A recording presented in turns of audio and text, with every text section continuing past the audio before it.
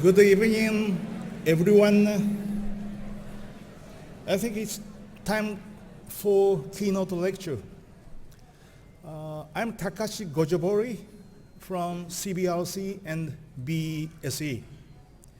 It is my great pleasure to make introduction of Dr. Jim Watson. With strong support of our president, Dr. Shamor, WEP 2016 team successfully invited Dr. Jim Watson and Mrs. Watson to be here in KAUST. So it is really great pleasure for us to have Dr. and Mrs. Watson.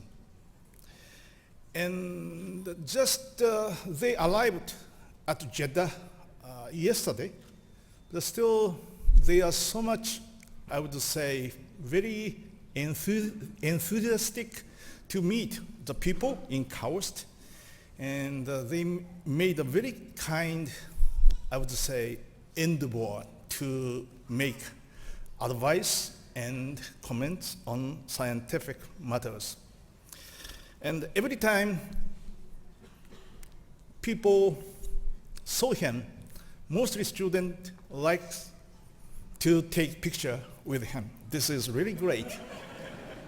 And he is no objection. He's willing to be taken a picture. That's great. So I think most of you know Dr. Watson very well, but I would like to make a brief introduction. Dr. Watson was born in Chicago, Illinois, in the United States, and he was educated at the University of Chicago, where he received a bachelor degree in 1947. Then he received PhD from Indiana University, US in zoology in 1950.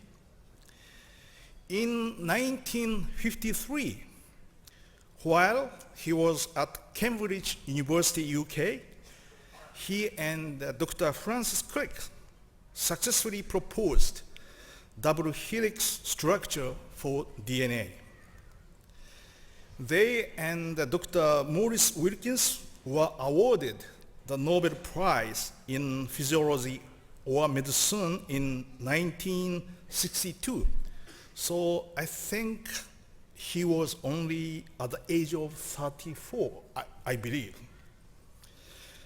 While he was a professor at Harvard, Dr. Watson wrote a very famous textbook, The Molecular Biology of the Gene, and also double helix.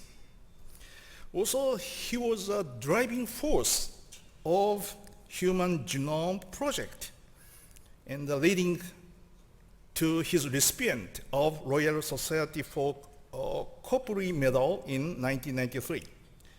Also, we believe that he got the Nobel Prize, so he does not need any other prizes. Amazingly, he has many prizes later on. Among many honorary degrees and awards, say election to the National Academy of Science in 1962, Medal of Freedom in 1977, and National Medal of Science 1997, City of Philadelphia Liberty Medal 2000, Benjamin Franklin Medal 2001, and the Honorary Knight of British Empire in 2002. And Dr. Watson has served the Cold Spring Harbor Laboratory since 1968 as Director, President, Chancellor, and now Chancellor Emeritus.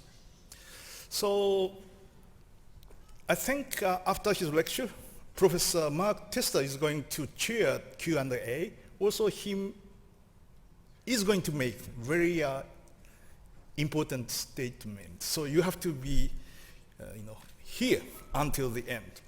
So again, it is my great pleasure to call Dr. Jim Watson. So Jim, please.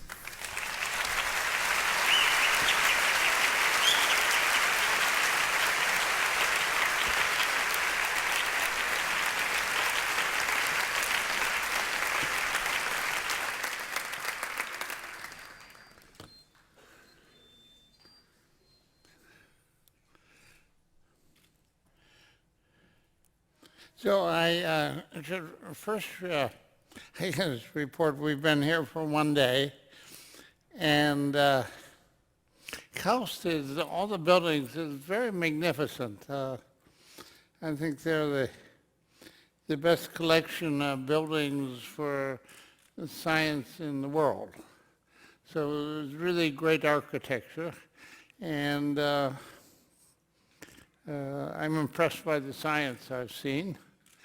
So I can say I'm very glad I came out here, but I'm slightly jet lagged. So I'm both excited and tired at the same time. And so I originally proposed giving a talk on the state of cancer research, but then I was told they wanted me to give a keynote talk on more of my life. And I realized that talking about 60 years of DNA would be too much. And so I think I'll just go back over the story of how Francis Crick and I found the double helix, and then put it in sort of perspective of how we judge it today. Certainly it would be no surprise when we saw the double helix. I guess my first thought was, I'll get the Nobel Prize. So I mean, that was, it was so perfect. But I never thought I would become one of the more famous scientists in the world, and that's really, I have nothing to do with it. It's just extraordinary research on DNA over these 60 years. A whole collection of very talented people. So if you ask me, I always say yes to being photographed. I mean, that doesn't, but autographs, that's harder, but photographs, easy. So we'll start out,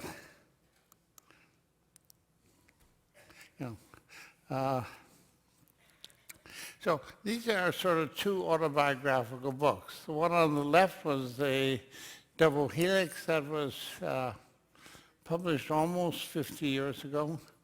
And from the moment we found the structure of DNA, I thought, this is such a strange story and too good to be true. So I'll write up the story. Francis Crick he objected. He said we should write it up as history of science, but I said the story was more like a good novel. And so the book was written to read like a novel. And so it was written to convey exactly the way we were thinking at the given time. It wasn't looking back in retrospect and saying, oh, I should have been a better person then or something. It was just trying to give you the feeling of what Crick and I were like at the time. Then on the right is a book I wrote about 8 years ago, which was looking back at my life and sort of asking the question, why have I sort of succeeded at anything major I've done, I've generally won. So, so in thinking back, I have some sort of rules, which I think is, students, you should just be aware of. And these were, I didn't go through life thinking these were rules, but in thinking back, this is why I, passed through grammar school, or, what it was like to be in 15 years old at the University of Chicago and so on. So these are sort of rules, and one of the rules was just avoid boring people. That is, and don't take a course by some adult teacher. But if you're a teacher, don't bore your students. So it had a double meaning, but most people have just thought I've gone through life largely avoiding people. But I haven't. I actually am sort of social and like people. But life is too short to waste your time. So if you're going to take courses at the university, get gossip and just take those that you know you're going to enjoy. So there are a series of rules, and there are about 100 in them, and from different chapters, and you can't read this, but I'll go on and you can see the rules in sort of bigger type. But I think it's sort of, so it was an advice book. An advice if you're a young scientist and want to succeed, just be aware that you can do some things which are very stupid and don't do them. And that's just more than this sort of shows, you know, I was initially a rather small boy. I didn't grow to be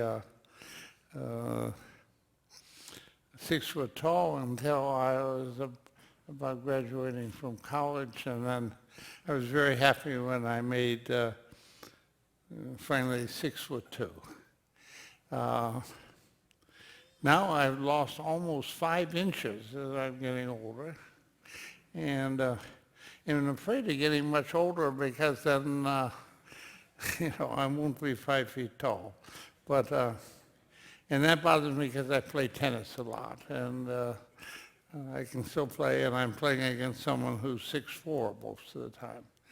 So I don't want to get short, but I'm afraid that's, as long as my brain doesn't. But anyways, that's, and this is just more pictures of me. But this shows what I looked like as, you know, a 10-year-old boy.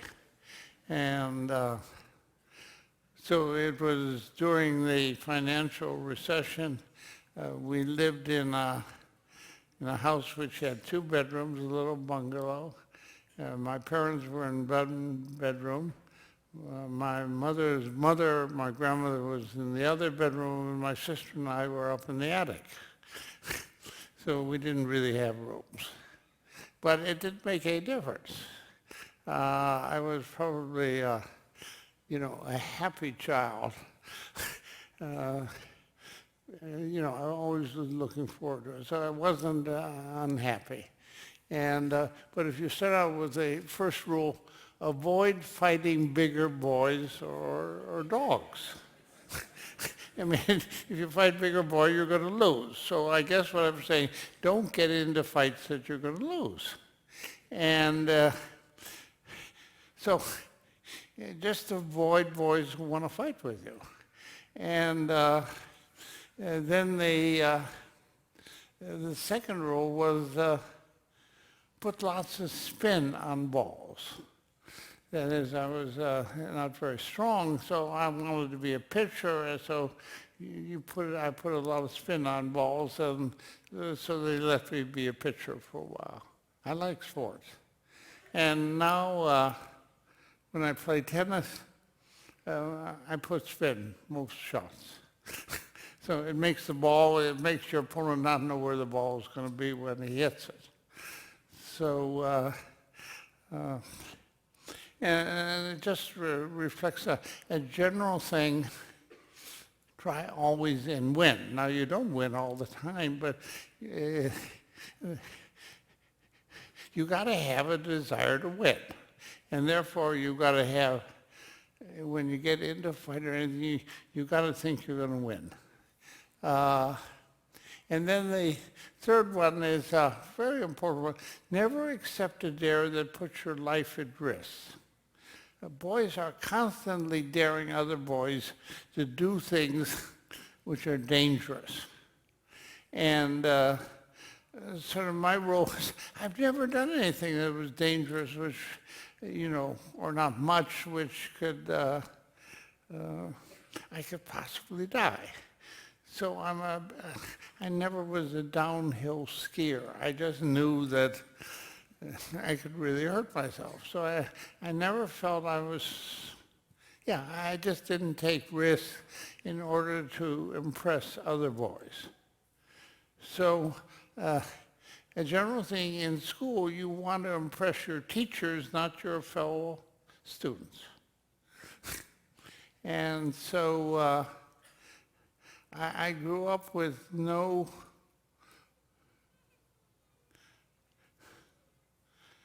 I didn't dislike boys, but I didn't really find them very interesting. And so I like adults. So when I was young, all I wanted to do was to be old. And fortunately, I had a father who, when he'd come home from work, would talk to me like I was an adult. So we were about to go into war, and there was a good chance we could lose to Hitler. And we were still economically in a recession. So I was serious. So I think don't worry if you're serious. And don't worry if you don't want to play with boys. Okay? Eventually, life is playing with adults. And so I was never unhappy that I could be by myself for long periods of time, because I like to read books. And a useful one is hypocrisy in search of social acceptance erodes your self-respect. So never say something to please other people if you don't believe it. Only say what you believe. Now, there are times when you shouldn't say anything, so I'm not saying, be silly, but I'm just saying don't lie. Okay. Because the more I think about it, that people don't like liars. And it's sort of, I think, in human nature that we feel better if we say the truth. And so life should be saying the truth or not saying anything. I've got into trouble because sometimes I say something that is silly, and someone thinks I really believe it, or so on. But I don't purposely try and get into trouble. I guess that's it. But just, I think sometimes you just have to say what you think. So that's anyways, my boyhood, no one called me a genius. No one thought I was, exceptional. And most importantly, my parents liked me, and I liked my parents.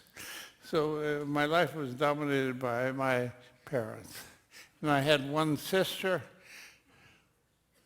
who wanted to please other girls. So we didn't always get along. But then later in life, she, I think, realized it doesn't pay to be with, don't try and be popular. I mean, that was a phrase. You want to be a popular girl. No, you want to be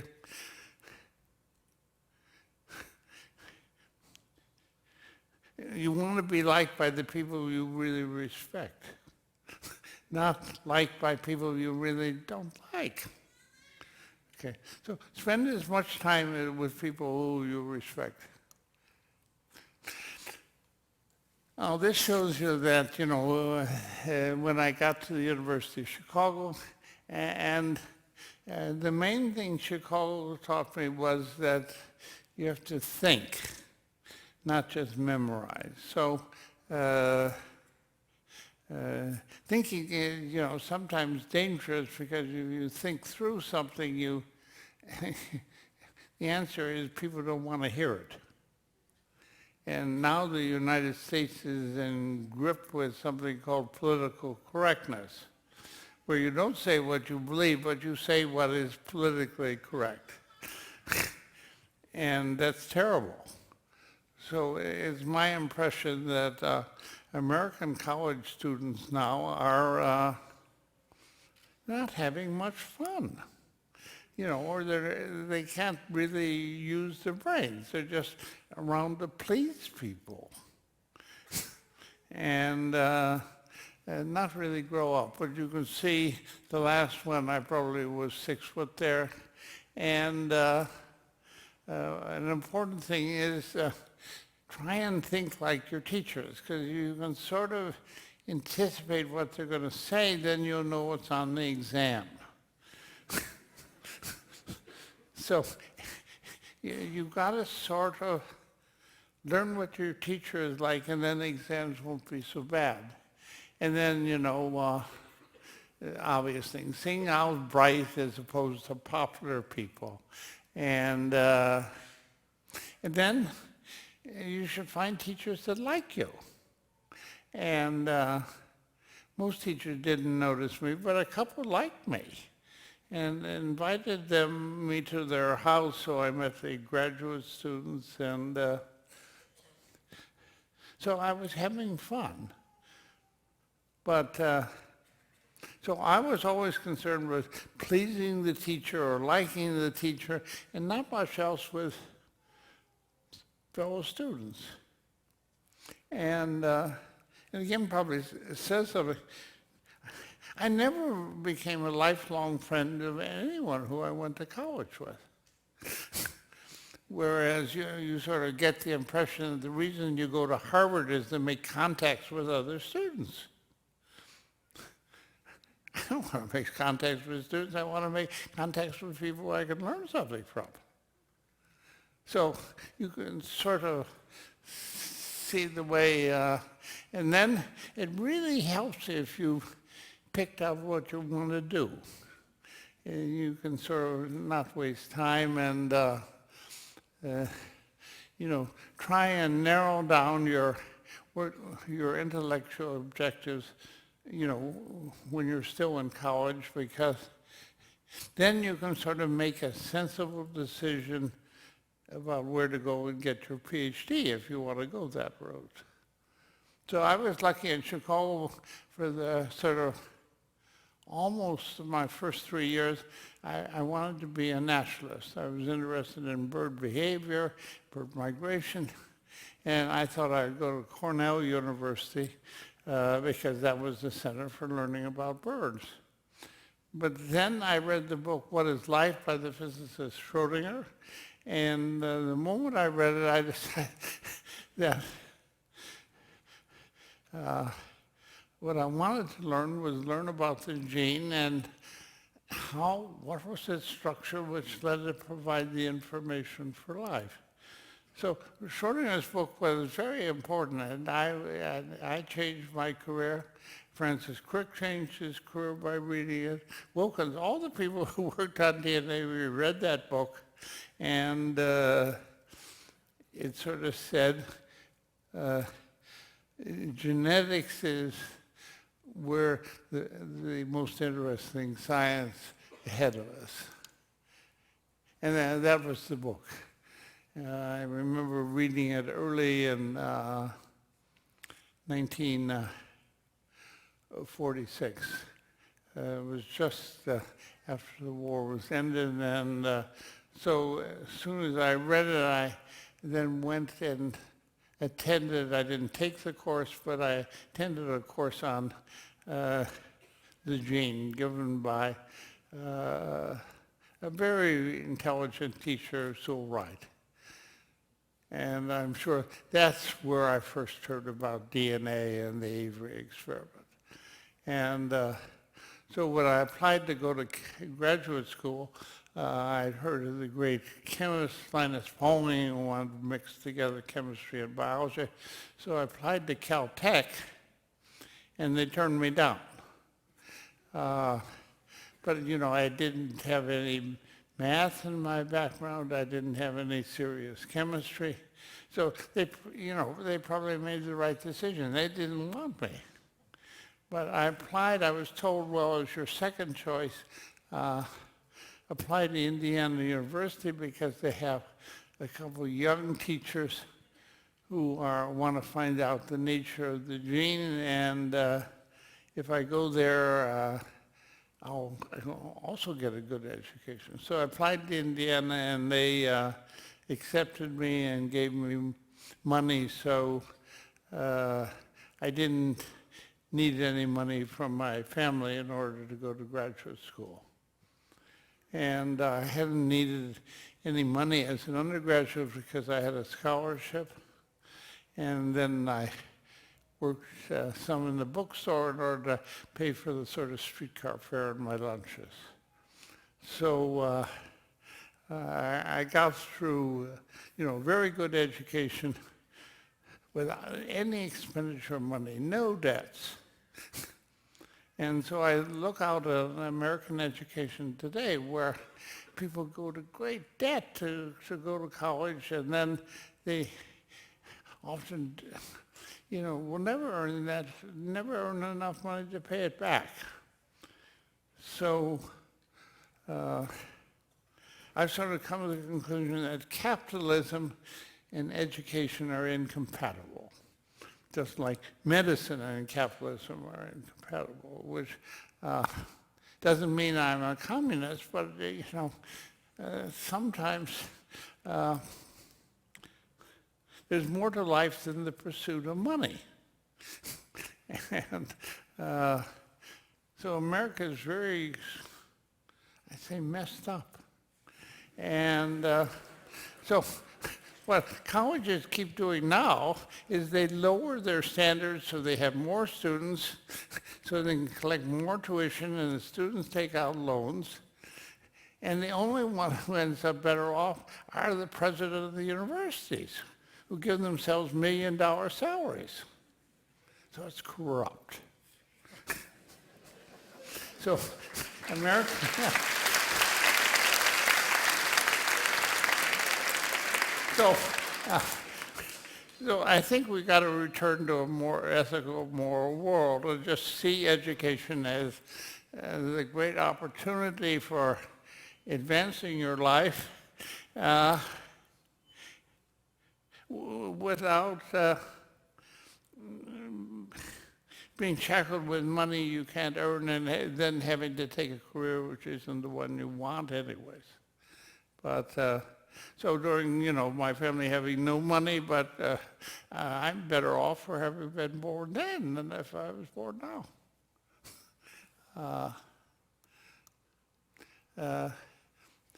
And then that just says I went to Indiana. You know, I was still growing a little.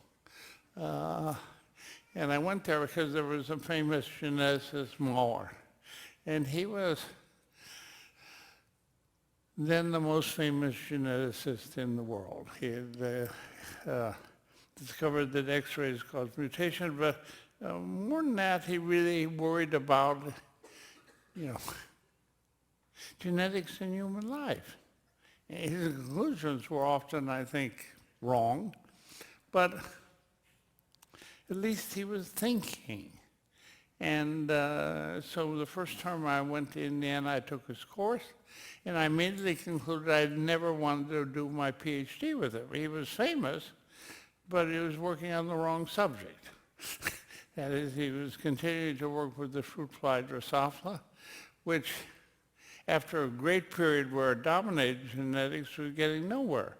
Now Drosophila is again very exciting. So if you're working with Drosophila, but if I had worked with Drosophila, my career would have come to an end. So it's very important to work on a subject which is young and new and which a lot is still to be discovered.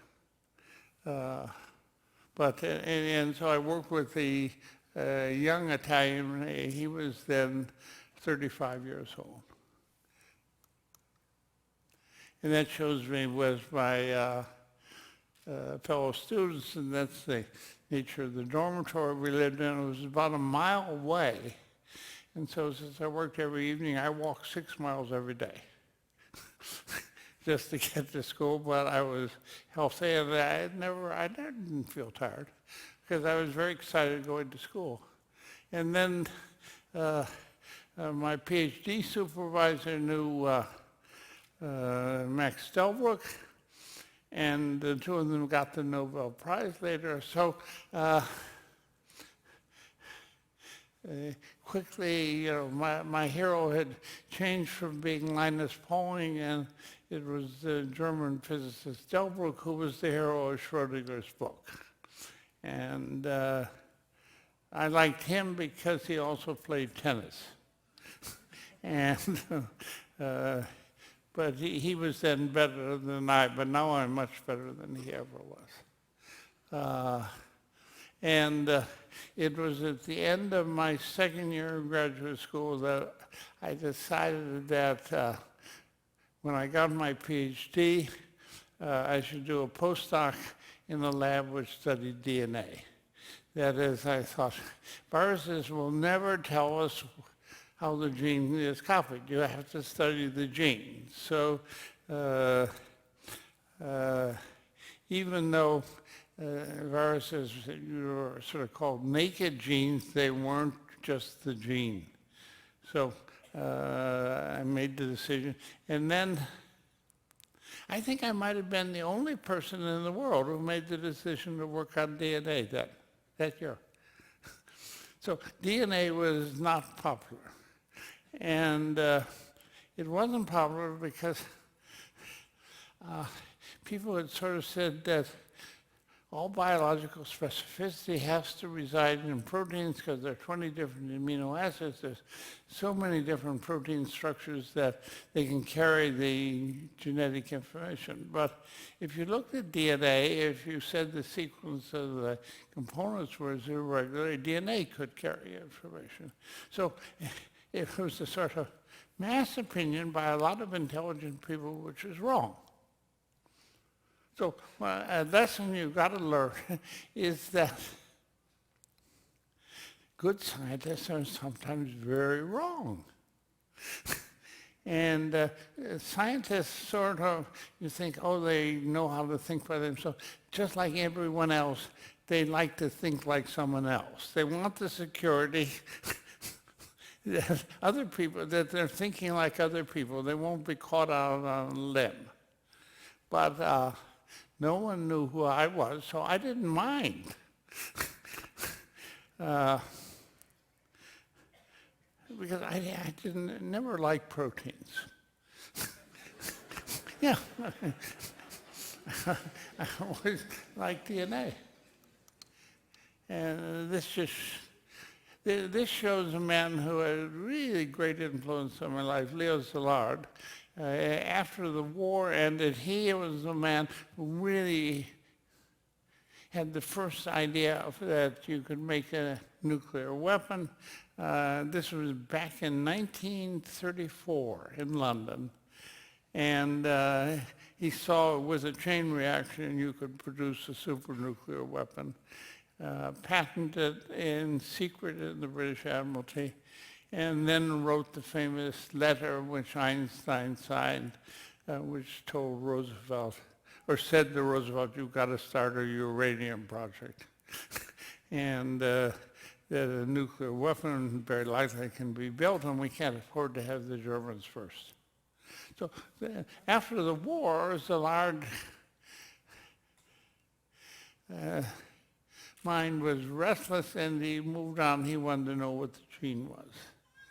And so he used to hold meetings about once a month in the Midwest, and I was invited to them. And so I met all the leaders, at least those in the United States, who were thinking about what the gene was in chemistry. So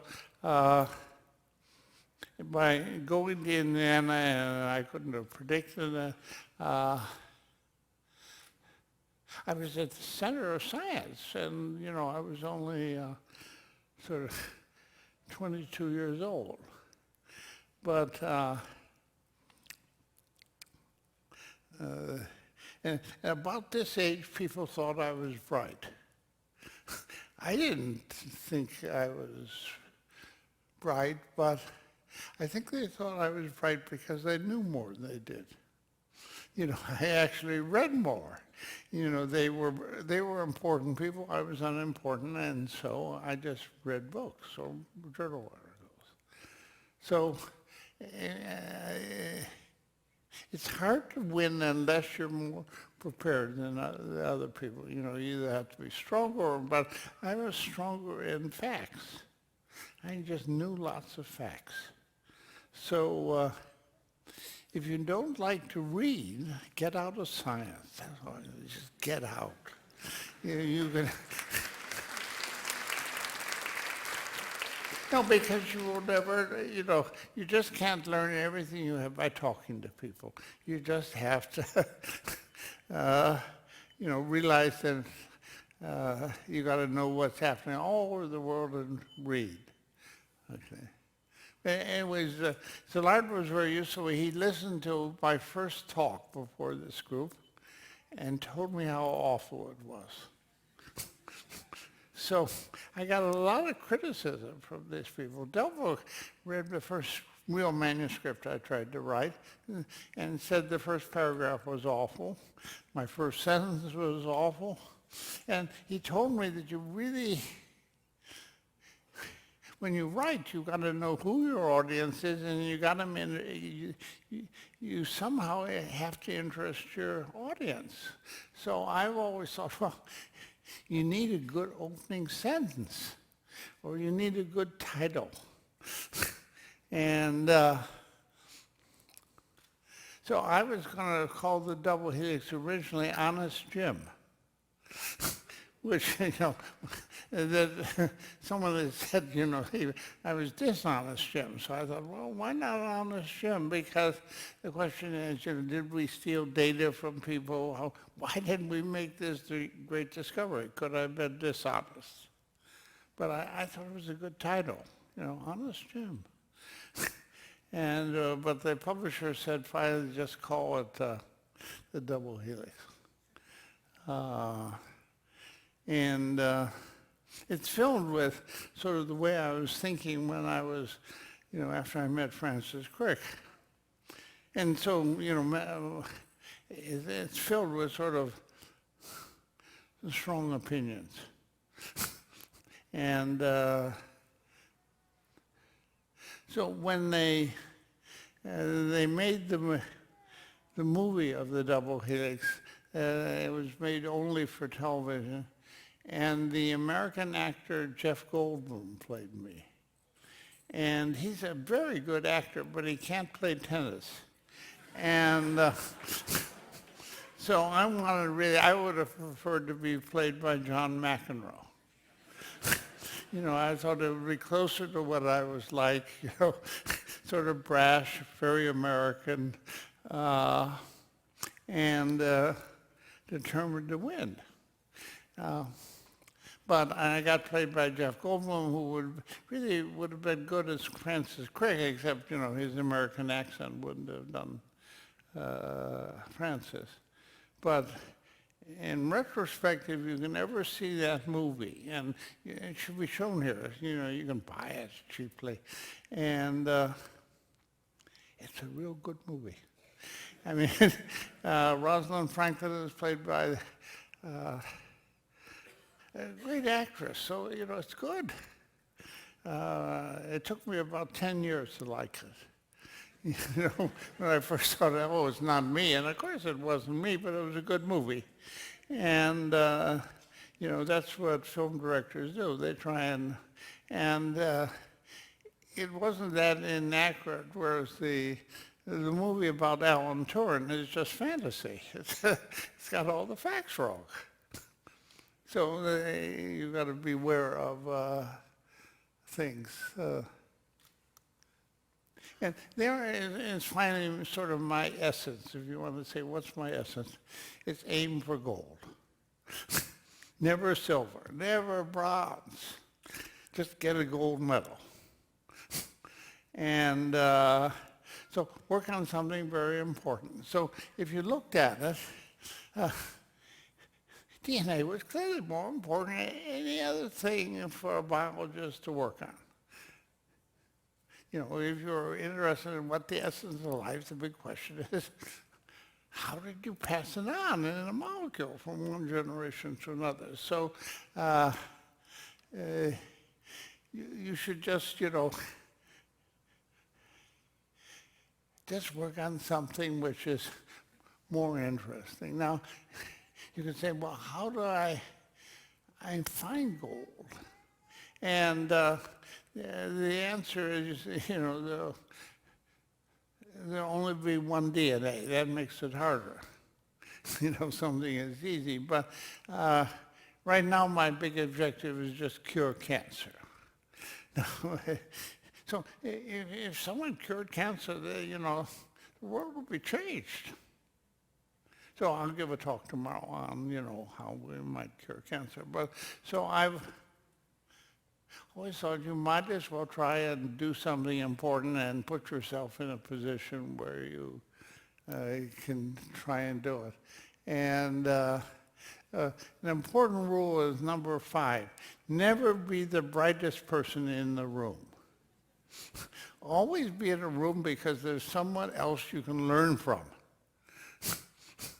And when you're in university, you know, your teachers know more than you do. So the teachers are present, you're not the brightest person. But there are people that when they get older, they still want to be the brightest person in any room they're in. And it doesn't work. Because they're phonies. What you want to be is where you can meet new people and teach you new things. And another of my rules is never be in any room which has more than 2 Nobel Prize winners. Because if there's 3, they've just been invited because they got the Nobel Prize. If they got the Nobel Prize, they're probably old and boring, and they don't have anything really new to say.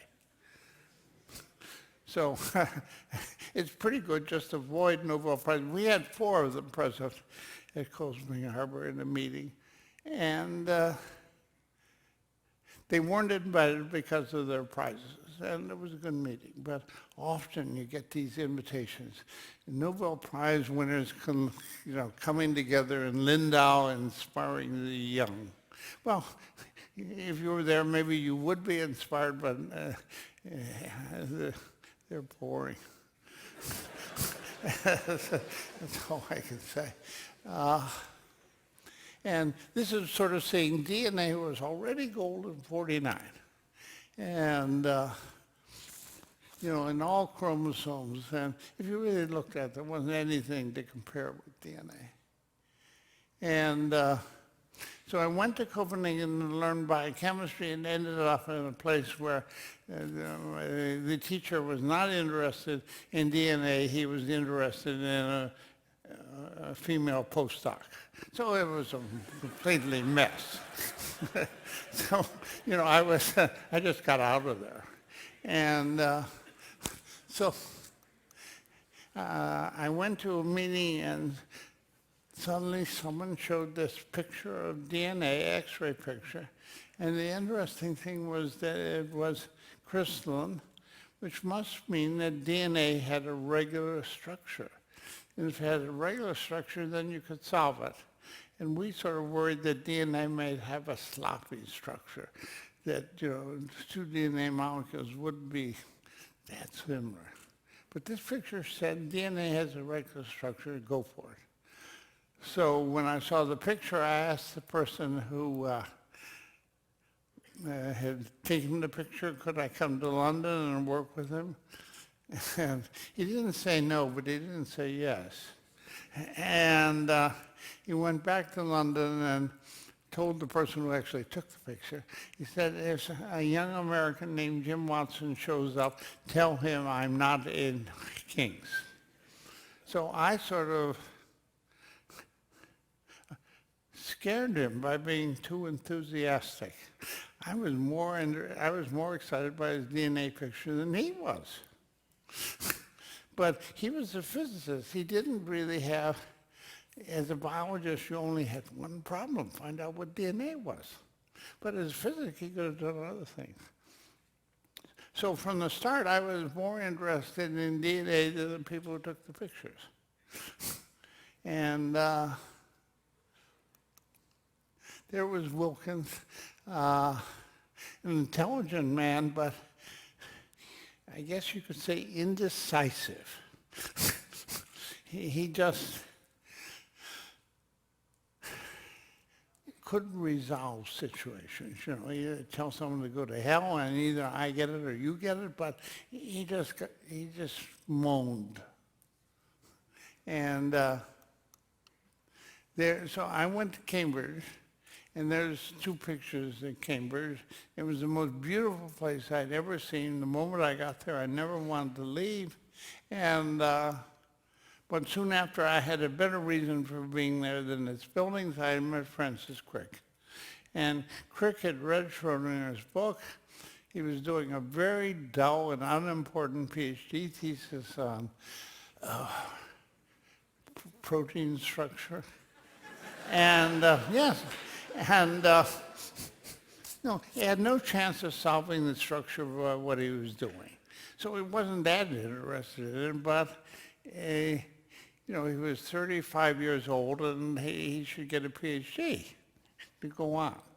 He had been working for a PhD in physics, but then the war started, and then actually a bomb hit the building in which his apparatus was, and then Francis went and worked for the Admiralty during all the war, and did very good work. But so Francis was, you know, the brightest person I ever met. And he was never boring. And he was often a pain in the ass to other people. And because he would tell them that what they were doing was wrong. And people don't like to be told that they're wasting their time. So on the whole, don't tell people they're wasting their time unless you want to get fired.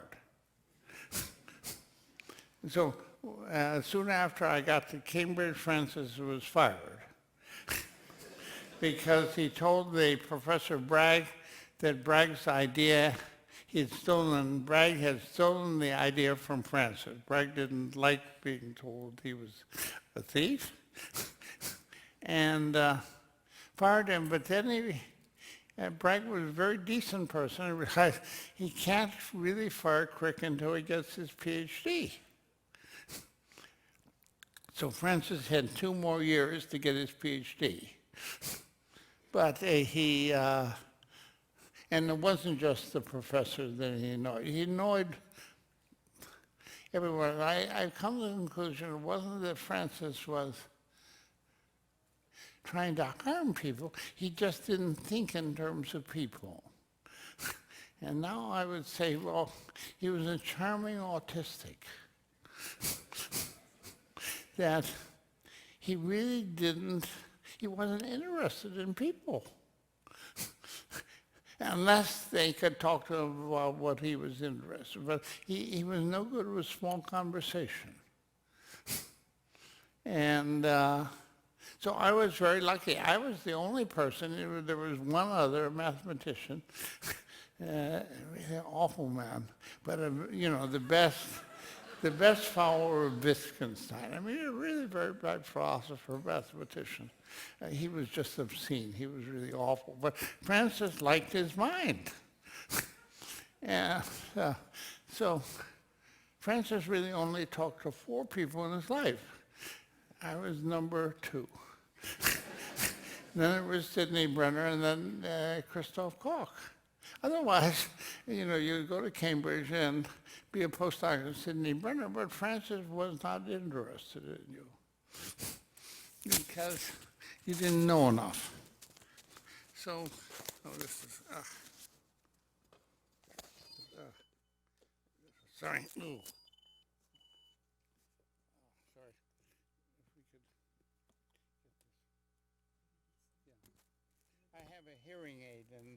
That's why sorry. Okay, if you can get it. Yes. Oh. You want to remove it or to keep Yeah, I'll take this out and just put it back in my hair. Okay, so would you like to come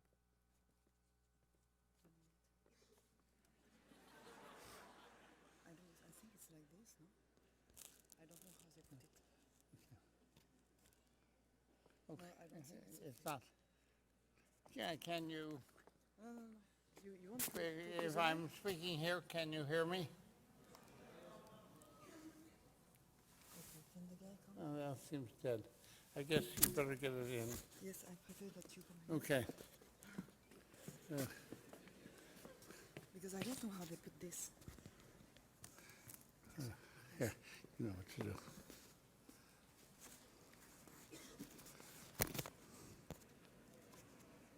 Yes? Yeah, yes, now we're fine.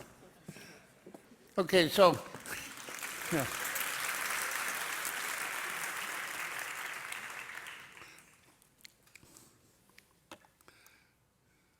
And that's a picture of the great chemist Linus Pauling. And he had proposed the alpha helical structure for polypeptide about 6 months before I arrived in Cambridge. And then in Cambridge by Max Brooks, Max did a clever experiment and Pauling was right. And the Cambridge people were pretty humiliated. When they looked at what Pauling had done, they should have done the same. So it was a period of bad morale in Cambridge that Pauling had. And we thought that if Pauling really had won proteins, he's going to try and win DNA. So from the very start, we said Pauling's going to get in the DNA Act. And there he is with a sort of one of his early models for polypeptide chains. This is the Cambridge University professor of physics, Lawrence Bragg. When I first met him, I came to Cambridge and then he came in the room so I could talk to him for about 5 minutes. Then he said I could come. So my first interview worked and I was allowed to come to Cambridge. And I didn't realize how bright he was. I just thought he's a stuffy 60-year-old, Englishman. But in fact, he was the second brightest person in the cabinet. Francis was probably brighter, but Bragg was not stupid. He was just very good manners. And but Bragg had told Francis that you go when you get your PhD. And we had a go at trying to build models.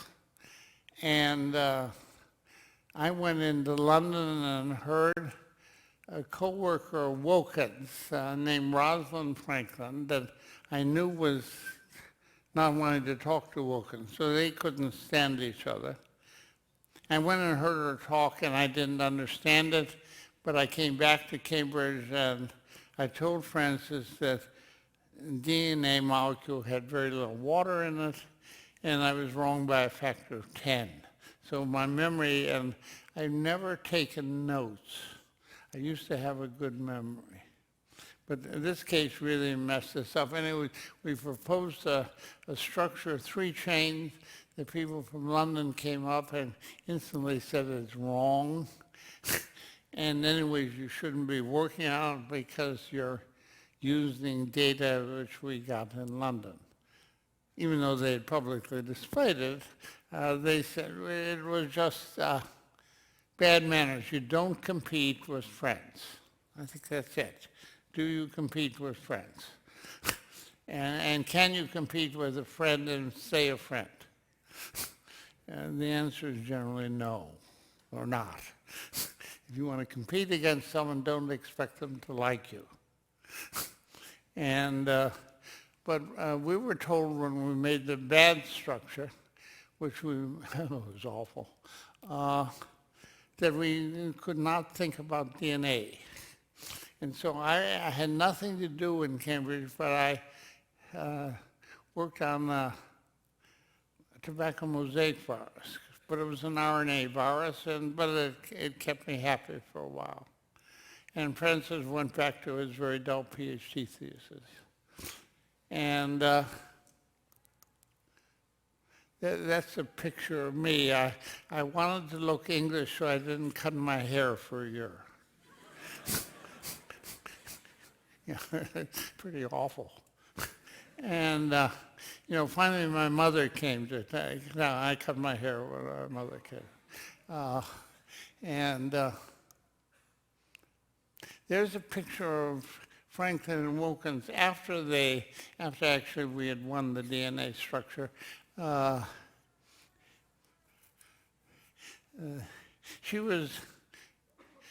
sure she had a much higher IQ than I had, but she was awful with people. And so I think you want to make optimally for being successful scientists, you have to have a modest IQ, something like 120. You got to at least think. And if you don't want to be a physicist, then you don't have to know math. But you have to want to win. And then you discover that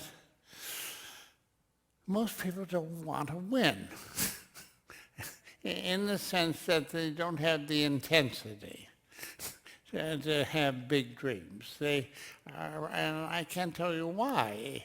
They're highly intelligent, but they don't seem to do anything. So you have to want to win. And the other thing is you generally have to know how to talk to people. You have to get help. And if people give you help, you have to have them like you.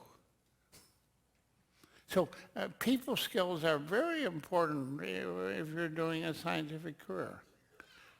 So I'm just saying that some people think it's only important how my brain works. Your brain can work great, but if when you talk to people, they don't want to help you, it's just much harder.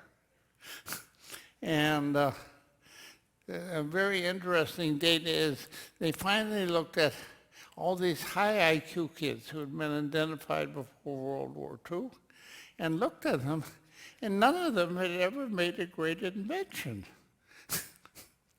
So they had sort of very successful lives. They could become professors, but they were never innovative.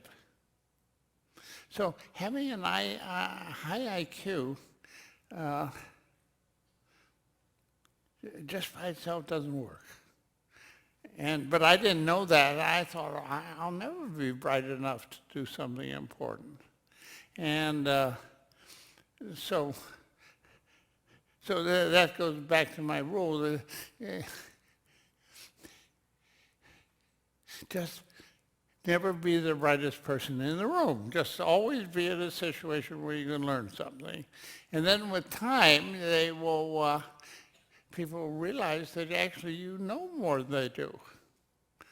And so when we won the DNA race, it was because, in a sense, I knew more than these people.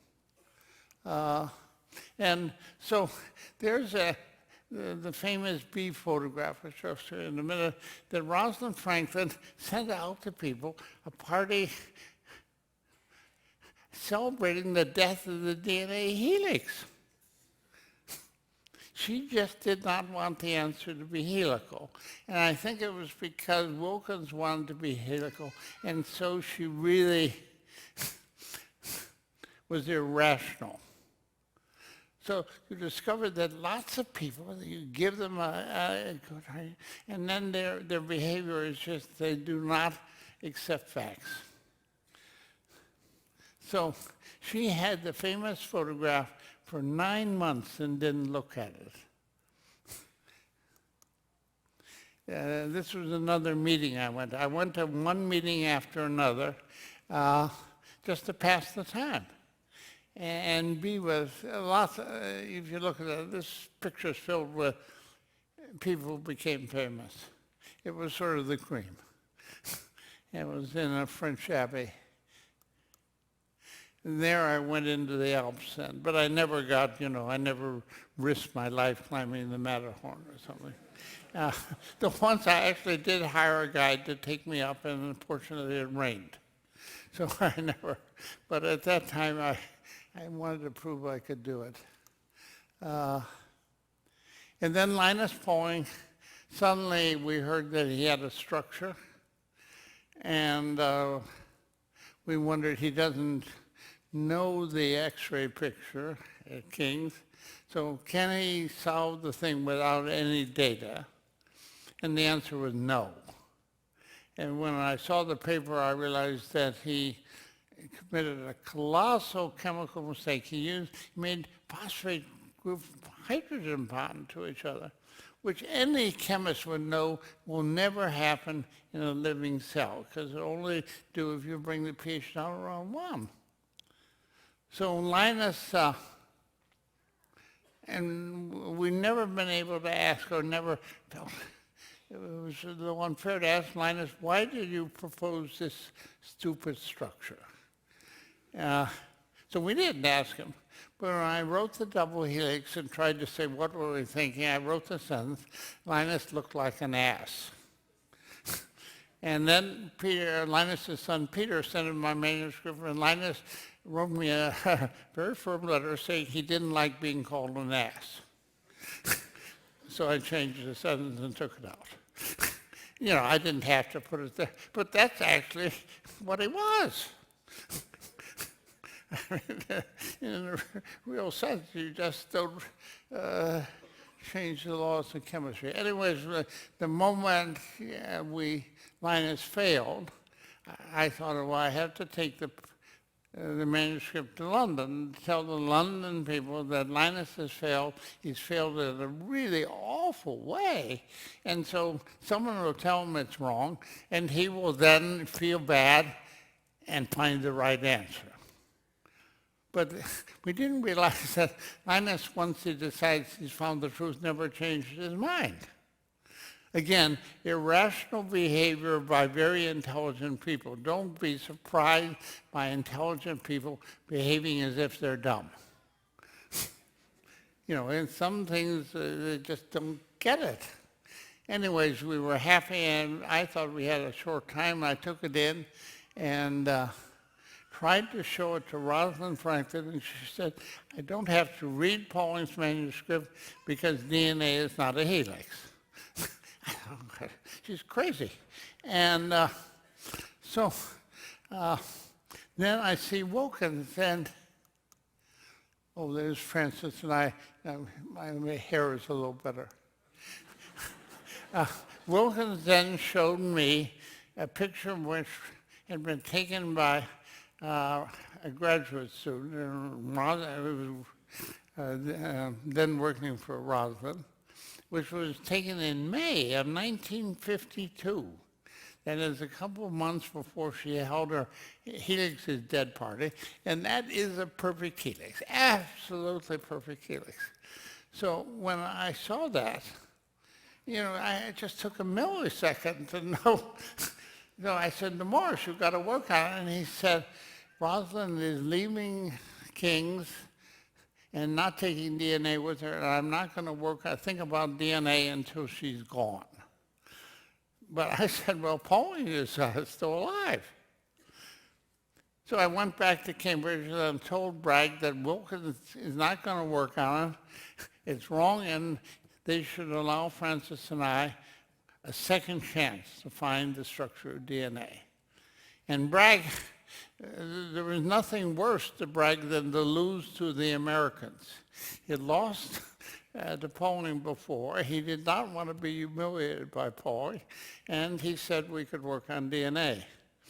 Then we invited Wilkins up to Cambridge and had Sunday lunch in Francis' house, and we asked him, can we work on DNA? You're not working on it, but can we think about it? Okay?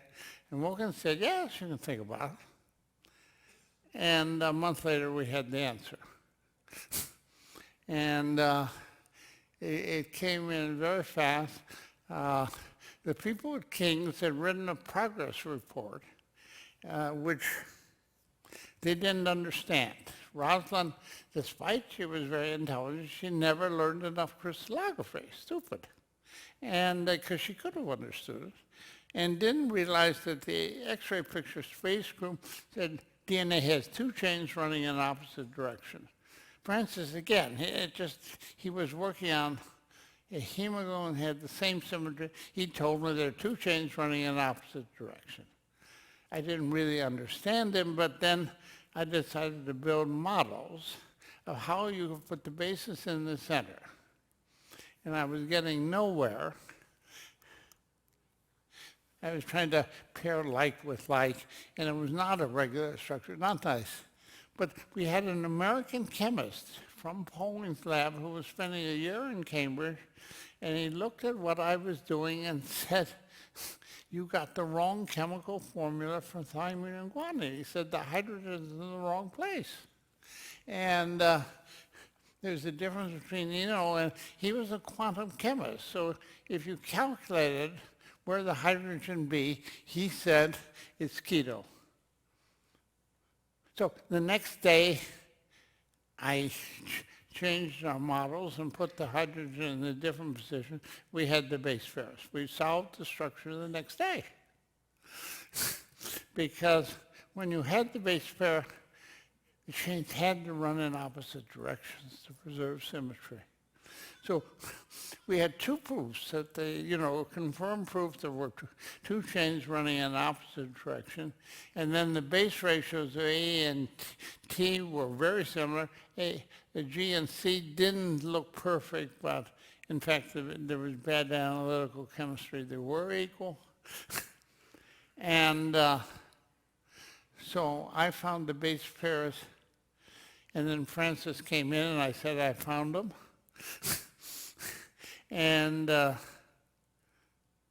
within a half hour, we knew we had solved the structure of DNA. So we know exactly on what day it was. It was a Saturday morning. And we went to have lunch in the pub that we normally ate in. And I know we were very happy. We had solved the structure.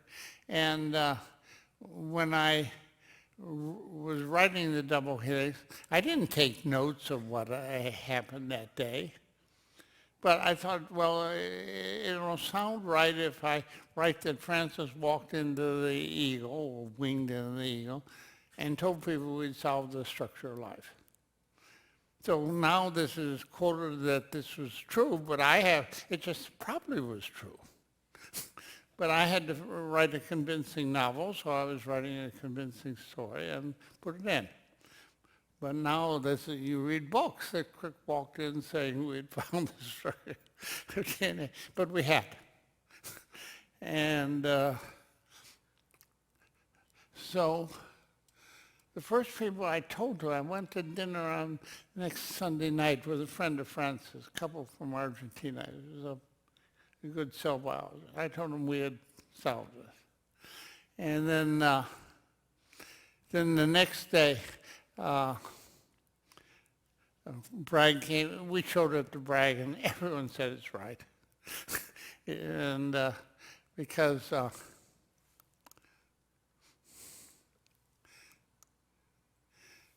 it is.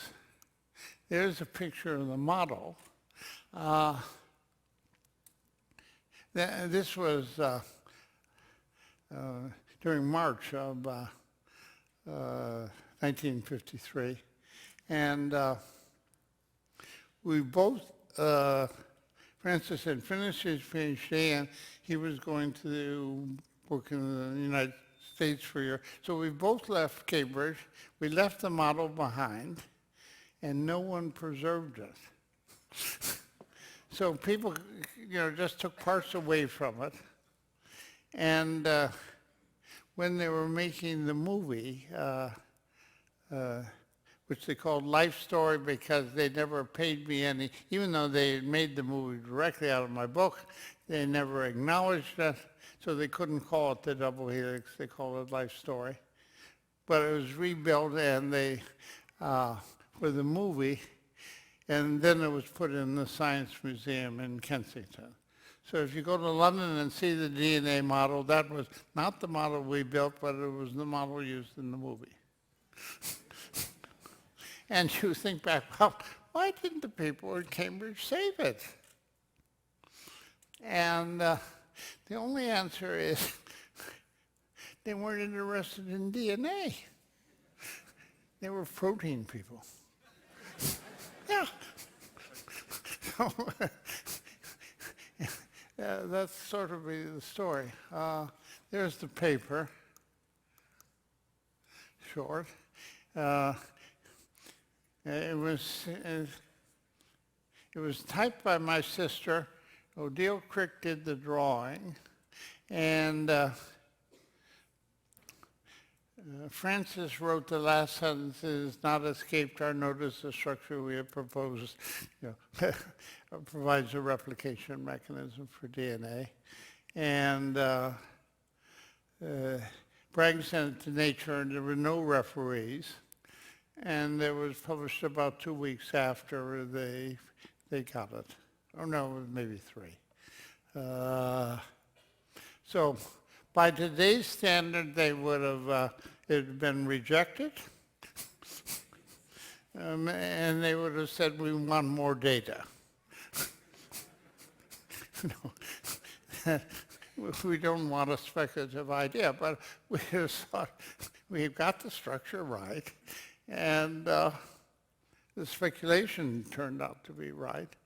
So anyways, it came out. Then we wrote,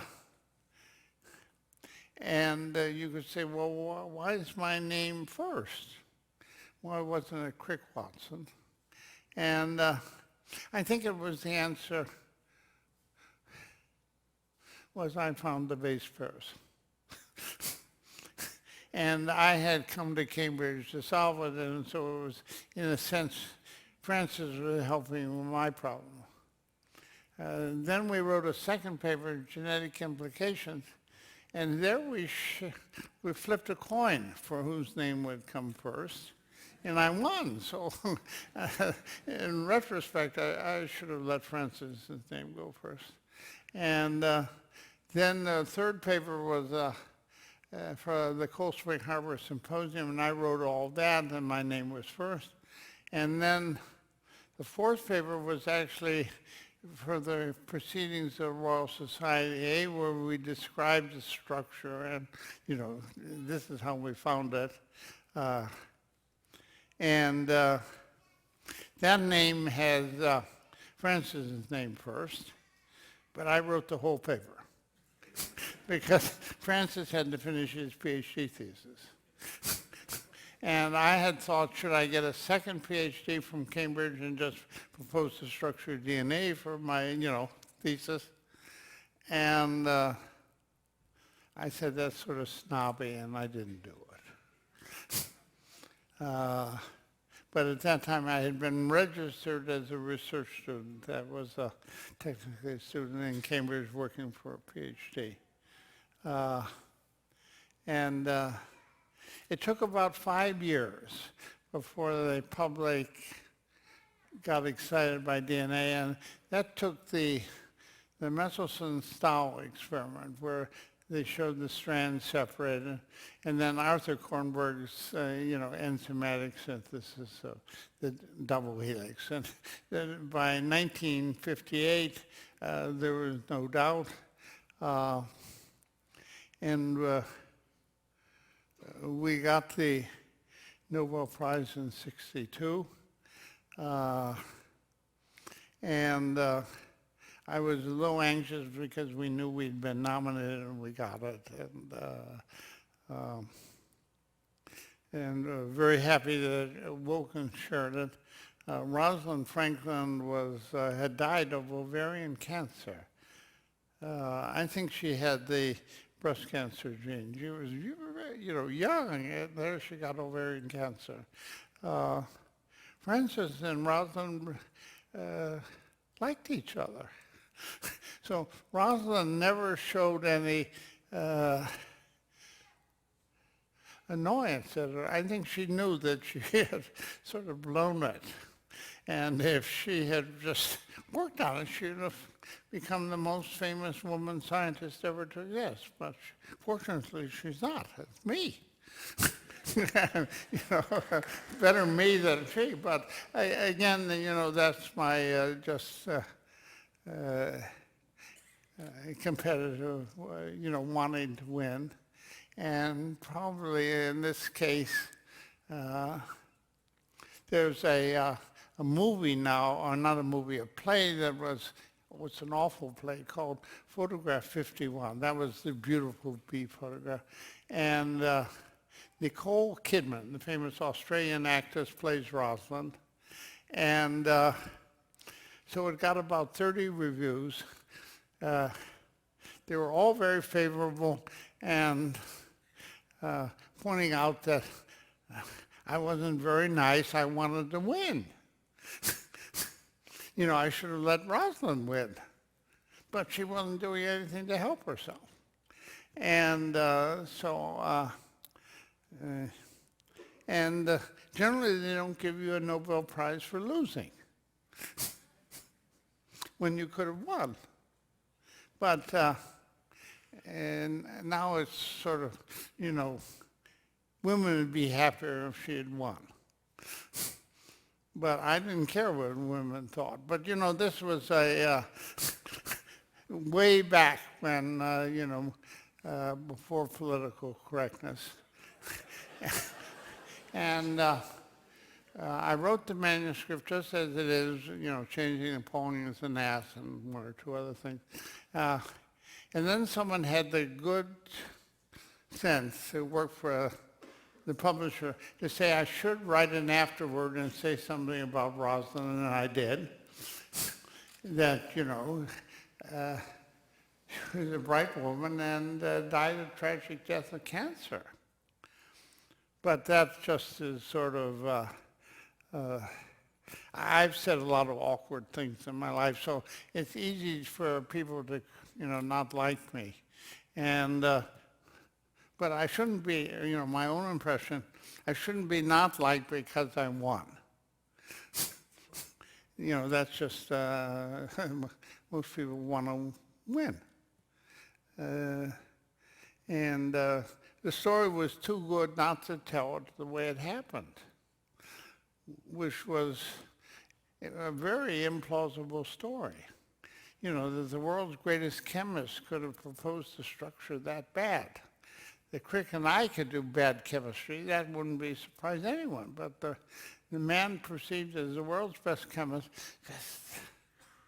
it looks like he's in an alcoholic daze. Oh, awful. But again, to my luck, I came to Cold Spring Harbor and, you know, reverted to being an American in my dress. I wasn't trying to look English. And there's the picture of us getting the Nobel Prize. The older man is the great novelist John Steinbeck, whose book was Grapes of Wrath. It would have been the opportunity, the physics prize was won by the extraordinary Russian physicist Lev Landau, but he'd been in a car crash, so he couldn't have. Whether they let him out of Russia, I don't know. He was, Gamov said we were similar, but it turned out it was because we were both sort of unpleasant. I mean, superficially unpleasant, you know.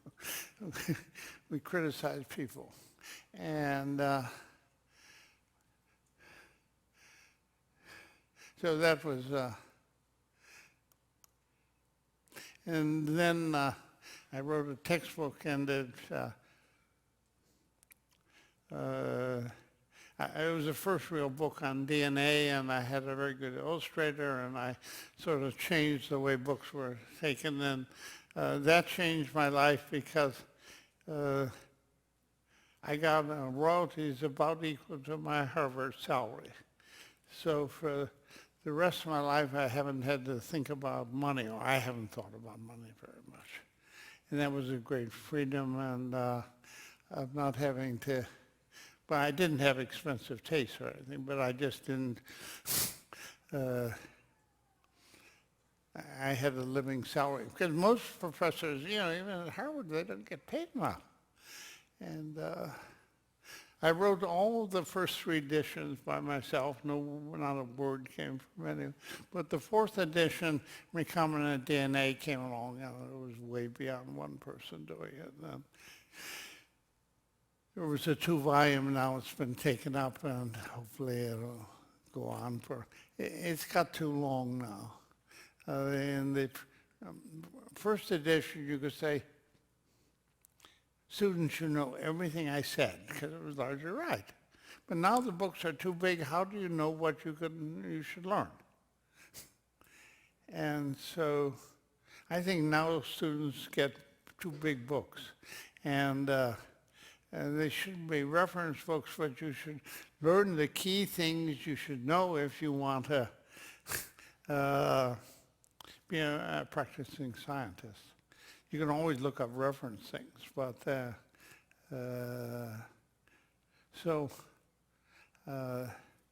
I think I finally learned how to write, and it's hard work. And so once I had a very good lab of very good students at Harvard, and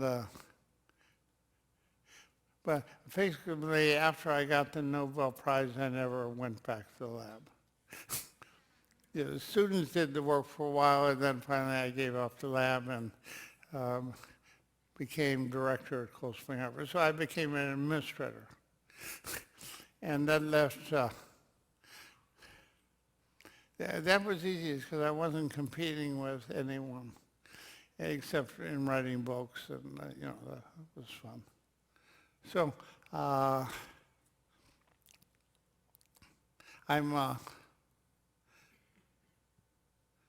if I live 2 more years, I'll be 90, and so far I'm pleased that I'm still paid a full salary. So I haven't retired, really. I retired as an administrator, but not as a scientist. Okay. And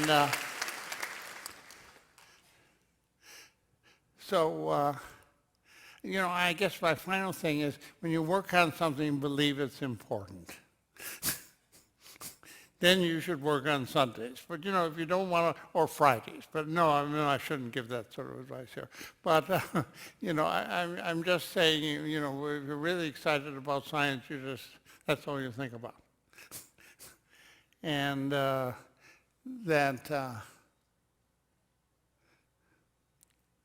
so if, you know, I could live another life, I'd be a scientist, and I probably wouldn't change the way I've done anything, which is try and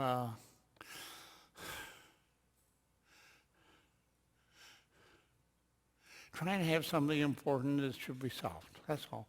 So thank you.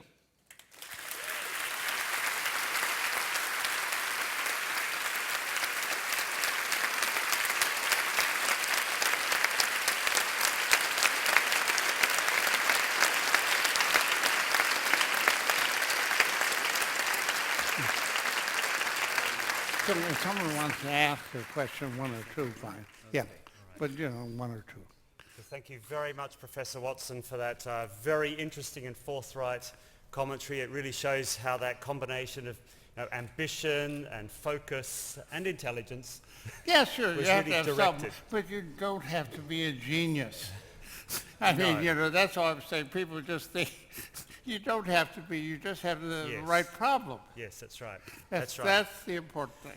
But the other thing which I noticed certainly in the first half of your presentation was the really significant contribution both to the development of your thinking and for the technologies that came in from physicists and chemists. Oh, yes. And so I think it was a good example, your story, of the discovery of the structure of DNA, of how those cross-disciplinary interactions really can lead to huge steps forward. But to be honest, I don't need to be near physicists. I need chemists. No, chemists. You know, I'm not But Schrodinger's book was part of your intellectual development, was my point. Yeah. But that has a really strange story. Schrodinger he wasn't Jewish, but he had to leave Hitler's Austria. Yes. So he was going to go to Oxford, and they objected to the fact that he was going to go there accompanied by two women, his wife and his mistress. Right. And Oxford said, no, you can't do it. So he never went to Oxford. Right. And said he went to Catholic Ireland, where they didn't mind that he brought his mistress. And De Valera asked him to give the 3 lectures. Now, it's interesting you said that if you relived your life, you would do what you had done, Yes. which is a really nice thing to hear. But what if Linus Pauling had got it right? What would you have done then? This is actually a question from one of our students, Octavio, in the audience. I would probably, be an enthusiastic teacher in some place like the University of Minnesota. But I wouldn't have... Which is a very good university. No, I mean, we have a lot of good universities. So I'm not trying to damn Wisconsin, but No. I wouldn't have got to Harvard. Right. Okay. And at Harvard really had good chemists. Oh boy, they have good chemists. So, so if you want to make drugs, you got to be a chemist. And I'm interested in drugs. Absolutely. I've got another question here from one of our, we thought we'd just do the questions written rather Sure, than and through fine. hands. And one of the other questions, which is from Mitch Morton, who's somewhere up near the back there, he's asked, how do you see the future of biology and how will it be turned to benefit the planet? The future of biology. I think the future, after we solve cancer, we have to understand the brain. Yes. I think the brain is just so complicated that we have to have some people, armed with anatomy, and so people are trying to improve the anatomy will have an idea. But I think we need an idea. And Francis Crick tried to probably find an idea before we had the relevant facts. Yeah. So we're in a fact collecting stage, but how could my brain give me the memory to give this talk? It's amazing, isn't it? Yeah. When you think about it, that's pretty remarkable. Yes, So I agree. think there, and then from a practical viewpoint, I don't know how we'll do it. We have to have less mental illness. Yes, And that's a nice one. we have a creepy high amount of, it's almost unbearable. It's about 1 in 20 children are born with a new case of mental disease. That high. And it's all caused by mutation. So it sounds like something you can't do. I'd just like to lower our mutation rate.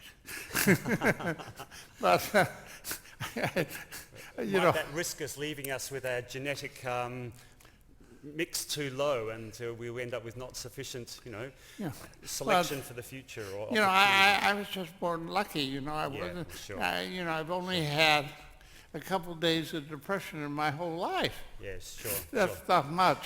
Actually, something else has just popped into my head. You said that they destroyed yes, it was dismantled, your original model Yes. of DNA. And when I was a student and young professor at Cambridge, not only had your DNA been dismantled, but so had the laboratory in which you worked for the whole time I was in Cambridge, 17 years. Yes. It was a bicycle shed. Oh, no, that was where Crick worked. That was No, Crick's that was where Crick worked. No, I worked That's up. not what the blue plaque that's on it now says. No, I went to the room and peered into the room where the model was. Right. And there was a student, he had to be in agriculture. He was that's good. measuring the dimensions of potatoes.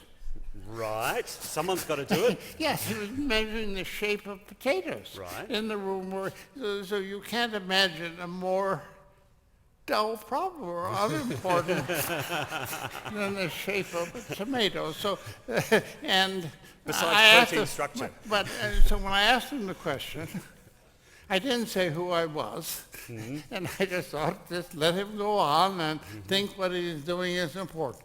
Yep, well, it may have had some importance in some contexts, but not of universal importance. Of course, the universal impact of what you did is clearly absolutely enormous, and there's a large, we're in the middle of a revolution in biology now, with genomics, and genomics powering genetics, and this is powering enormous discoveries. I think the older you get, the more you want to stop disease. Yeah. Self-interest here triumphing self-interest again. and other reasons. That's right. It's a new form of ambition for you, isn't it? Yeah, but I don't think people should think, that society will support science because it's science. They will support science because, King Abdullah must have thought creating this university will improve the life of his... Absolutely yes, right. Absolutely. And so this university with all its wonderful buildings has to work and make life better in Saudi Arabia. So you just can't say thank you and we go on our business.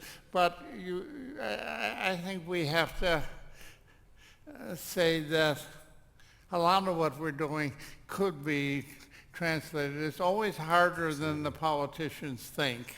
Yes, harder and slower, yes, that's right. But we're being given a really good opportunity here to try to build on basic science, continue doing some basic science, but also apply it for problems of both regional and international. Yeah, bring fish back to the Red Sea. Let's bring some fish back to the Red Sea. Small problems like that. Absolutely, good. And on that note, I think we should draw these proceedings to a close. I'd like to just present with you a small present from this university to you as a token of our thanks. Let's go here. So could you all please join me in thanking... Oh, boy. That's very beautiful. What an ovation. Yeah, thank you. Yeah. Oh, that's nice. That'll be on my desk. Thank you very much.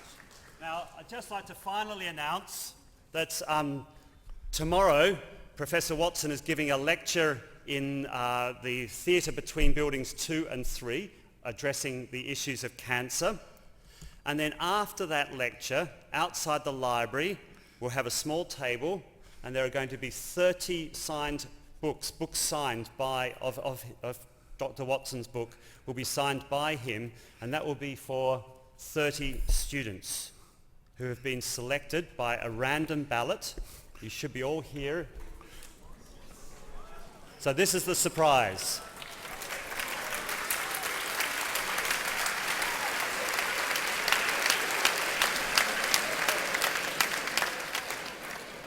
So these books have been donated very kindly by Professor Watson, and he's going to sit there outside the library and meet those 30 students, very lucky students, and enjoy that event. You could all come and watch, take photographs.